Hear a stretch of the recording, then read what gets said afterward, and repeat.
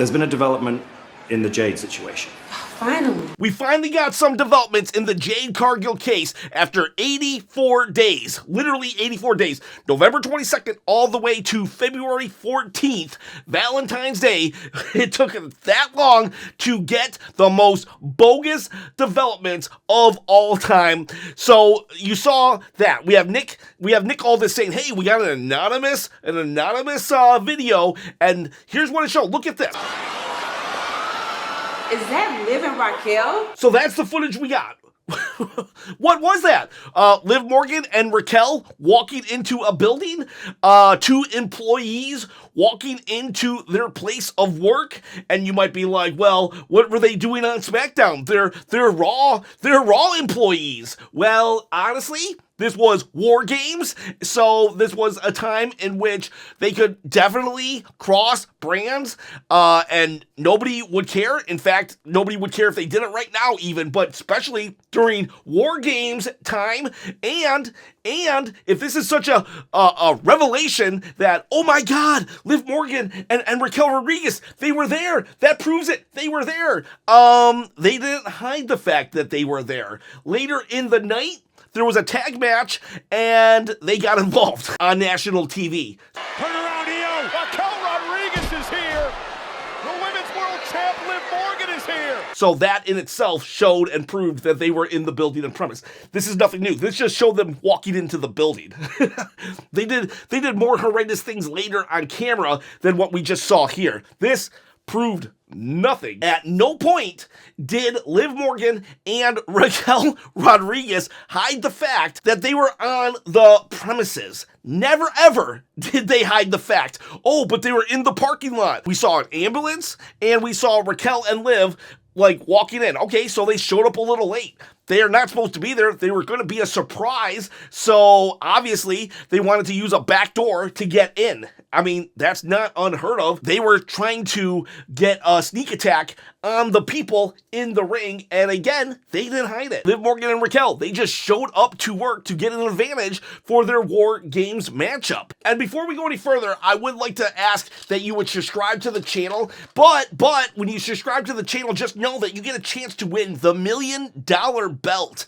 Yes, you can win this belt, or I've got other belts, the Smoking Skull, the Winged Eagle. You can win those belts at 10,000 subscribers. Once I hit 10,000 subscribers, I'm going to give a belt away. All you got to do to enter is comment below, subscribe to the channel, and yeah, maybe, hit the bell notification and maybe a like. And you can win this free shipping, free everything. I just gave away a belt to AA Enterprises. He lives in Australia. Literally going to ship a belt to Australia because he won. I'm a man of my word. So please, please, please help me out and subscribe to the channel. Help the channel grow so I quit my day job and you can win a belt. All right, so where was I? Now, you could say, though, that, well, Liv Morgan has a history of beating up people in the parking lot and going too far and injuring them with baseball bats even. And yes, that is a true statement.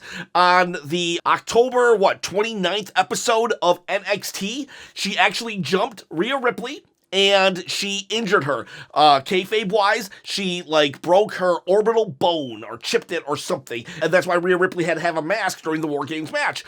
But here's the thing. Raquel Rodriguez and Liv Morgan, when everybody was rushing, they just skipped on out of there all happy as clams. I don't know why clams are so happy, but you know what? It's because they look like they're smiling. That's why clams are so happy. I never understood, but if you look at a clam, it does look like it's smiling. Okay, so they were happy as clams, and they didn't hide the fact that they just attacked Rhea Ripley. They didn't hide it at all. And then furthermore, they didn't hide it by going to Raw the next week and literally confessing to the crime in front of everybody. Then I took out Rhea Ripley for the third time. Well, this time I made sure she's going to be gone for a very, very long time. They attacked Rhea Ripley in the parking lot, and then they went on the mic and said, yeah, we attacked Rhea Ripley. And then they laughed about it, and it was fun. We loved it. It was great. So that shows me that Liv Morgan and Raquel Rodriguez are 100% okay with attacking people in the parking lot, 2-on-1, crossing the line to injure people, to get them out of matches, and yet it also shows me that they're willing to confess to said crime. You know why? Because Liv Morgan, A, she's not a liar. For all of her faults, she does not lie. She has literally told everybody from day one what she's going to do, how she's going to do it, and then she goes and does it. And then she gets on the microphone and brags about it and laughs about it. So she's not a liar.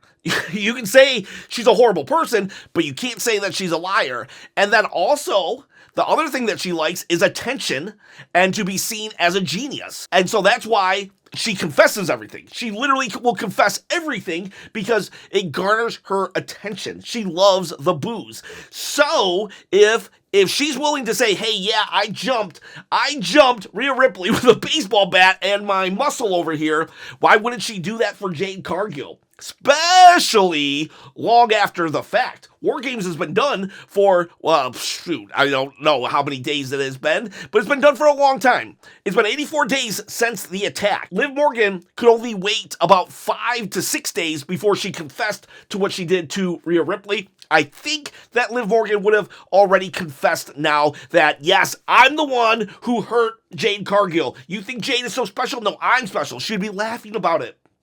She would totally take all the credit. That footage showed nothing other than they were on the premise, but like I said, the footage later in the night also showed that. They didn't hide the fact that they were there.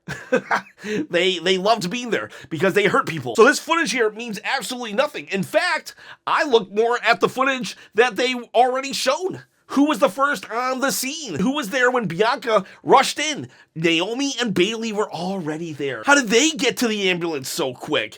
Liv Morgan and Raquel are like way over there, but not Naomi. Naomi is right there watching Jade get put into the ambulance. I am 100% still thinking it is Naomi who did it, and Naomi's the one who released the footage anonymously. And why would it be Naomi?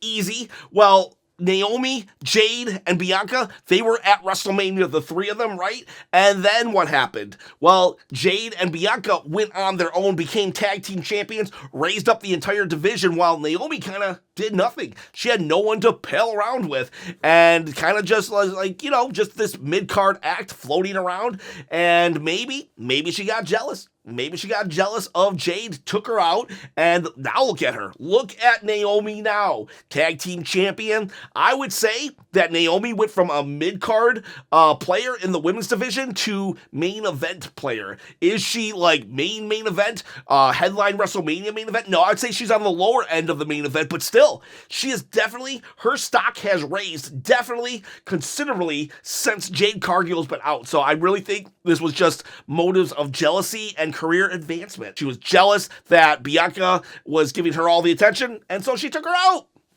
That's it. They've done it for less in WWE stories in the past. So yeah, this is just all a big red herring. Boys, girls, tell me what you think. Do you think it was Liv and Raquel? Was this the smoking gun that you needed to be like, yep, had to be them? Or are you with me and saying, this is fishy. Something's up, something's fishy, this proves nothing, and yeah, we need to see more. Definitely need to see more, but I'm leaning towards Naomi, especially now. Boys, girls, have yourselves a great night.